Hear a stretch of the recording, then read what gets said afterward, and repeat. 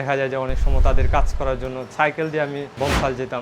যাওয়ার পরেও তারা মনে করতো যে আমি কাজই করি না। আমার রাগ থেকে আমি বললাম যে আমি আর কাজ করবো না। এটা হচ্ছে কাচকি মাছের মতো, ছোট কিন্তু দাম বেশি। 3000 পিস এরকম অর্ডার নেই, যার কারণে দেখা যায় যে একটা ভালো একটা অ্যামাউন্ট লাভ থাকে আর কি। আমার মনের মধ্যে ওইরকম একটা জিদ ছিল যে আমি ব্যবসা করবই। আমি পড়াশোনা করছি ঢাকা হাজারীবাগ।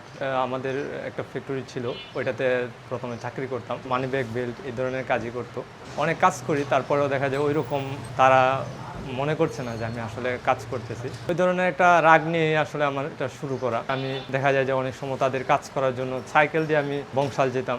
যাওয়ার পরেও তারা মনে করতো যে আমি কাজই করি না। আমার রাগ থেকে আমি বললাম যে আমি আর কাজ করবো না। শুরু করি হচ্ছে চাবি রিং নিয়ে। তো চাবি রিংটা আমি ভালো করতে পারবো। আমরা অনেক সময় মনে করি যে বাজারে দেখবেন যে অনেকে বড় মাছ বিক্রি করতেছে, আবার অনেকে দেখা যায় যে ছোট কাচকি মাছও বিক্রি করতেছে। তো কাচকি মাছের যে বিক্রি করতেছে সেও কিন্তু দিন শেষে ভালো একটা অ্যামাউন্ট নিয়ে পাঠায়। এটা হচ্ছে কাচকি মাছের মতো, ছোট কিন্তু দাম বেশি। 3000 পিস এরকম অর্ডার নেই, যার কারণে দেখা যায় একটা ভালো একটা অ্যামাউন্ট লাভ থাকে আর কি। দিন শেষে আপনি যখন একটা ব্যাগ বানাবেন অথবা বেল্ট 500 পিস 1000 পিস অর্ডার নেবেন, তারপরে দেখা যাবে যে আপনার এটাতে অনেক রিস্ক থাকে। তো চাবি রিং নিয়ে আপনি যদি শুরু করেন, দেখা যাবে এটাতে রিস্ক খুবই কম থাকবে। আমাদের কাছে ছোট মনে হলেও এটা আসলে লাভের দিক দিয়ে আসলে ভালো একটা প্রফিট থাকার সম্ভাবনা হয়। 500-1000 নিচে আমরা বেশিরভাগই অর্ডার নিই না। 20,000-30,000 পিস পর্যন্ত আমরা এটা অর্ডার নিয়ে থাকি। একটা ওষুধ কোম্পানিকে সর্বোচ্চ 20,000 পিস পর্যন্ত চাবি রিং করে দিয়েছিলাম। ভাবে বিভিন্ন কোম্পানি এটা আমাদের কাছ থেকে বানিয়ে নেয়। প্রথমে আমি 1000 পিস একজনকে দিয়ে বানাই। তো বানানোর পরে আমার পুরো মালটা এসে নষ্ট করে ফেলে। তাকে ওই রকম ভাবে আমি বুঝিয়ে বলতেও পারে নাই। তাই বলছিলাম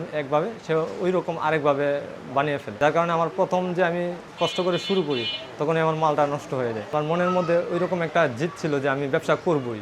জাস্ট এই জিদের কারণে আমি আসলে ভেঙে পড়ি নাই যে 10,000 টাকা লস হয়েছে, হোক, তাতে সমস্যা নাই, আমি আবার করবো। এটা যেহেতু চাবি রিং, তাহলে আমি নিজে মেশিন নিয়ে একটা রুম নিয়ে শুরু করি। তারপর আস্তে আস্তে আমার ভাই তো অন্যান্যরা আমাকে হেল্প করে, যার কারণে এখন আমার অনেকগুলো মেশিন টেশিন আছে। সবগুলো আমি নিজেই করতাম, কিন্তু তারপরে আস্তে আস্তে লুক নেওয়া শুরু করি। আমার এখানে 4-5 জন আছে, যে অনেক সময় বেশি অর্ডার হলে আমরা বাইরে থেকেও লুক নিয়ে কাজ করি।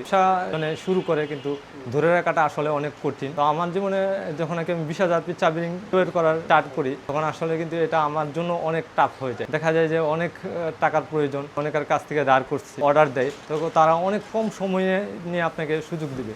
দেখা যাবে 20 দিন বা 25 দিনের ভিতরে আপনার 20,000 পিস চাবি রিং তৈরি করে দিতে হবে। যখন অর্ডারটা নিয়ে ফেলি, তাদেরকে তো কনফার্ম করে ফেলি যে রেট এত এত দাম। তো এটা যখন শুরু করে দেই, যখন কাটিং কাটতে যায়, তো উনি আমাকে একটা রেট বলে যে এই রেটে আপনাকে আমি ওই 20,000 পিস মাল কেটে দেবো। তো কিন্তু পরবর্তী যখন কাজ স্টার্ট হয়, তখন দেখা যায় উনি দ্বিগুণ দাম বাড়ায় দিচ্ছে। আমার মাথাতে ওই সময় আসমান ভাঙার পরে আমি 20,000 পিস আমার করার পরে আমার লাভ হয় নাই, বরং আরো লস হয়। তারপরে ওইটা থেকে আমার এরকম একটা শিক্ষা হয়েছে, এটা আমাকে করতেই হবে। তো একটা কারখানা, কিন্তু আমি প্রতি মাসে দেখা যায় যে 7-8 হাজার চাবি রিং নিম্ন আমি তৈরি করে থাকি। হুন্ডা শোরুমগুলোতে যাই, তারপরে বিভিন্ন কোম্পানি আছে যারা তাদের নাম দিয়ে ব্র্যান্ডিং করে আমাদের কাছ থেকে চাবি রিং তৈরি করে। একবার যখন আমার কাছ থেকে নেয়, দ্বিতীয়বার দেখা যায় তারাই আমাকে খুঁজে। আমি আসলে কোয়ালিটি দেওয়ার চেষ্টা করি, রেটটাও দেখা যায় যে আমার কাছ থেকে সুলভ মূল্যে পাওয়া যায় এবং ভালো একটা পণ্য। চাবি রিং এর পাশাপাশি বা 20 পিস মানি ব্যাগ লাগবে, 50 পিস বেল্ট লাগবে, 100 পিস 200 পিস অথবা 500 পিস পর্যন্ত আমাদেরকে এই লং ওয়ালেট মানি ব্যাগ এগুলো অর্ডার দিয়ে থাকে। বিভিন্ন প্যাচের কাজ করি, লেদার প্যাচের কাজগুলো করে থাকি। পড়াশোনাটা আমার এখনো রানিং আছে, আমি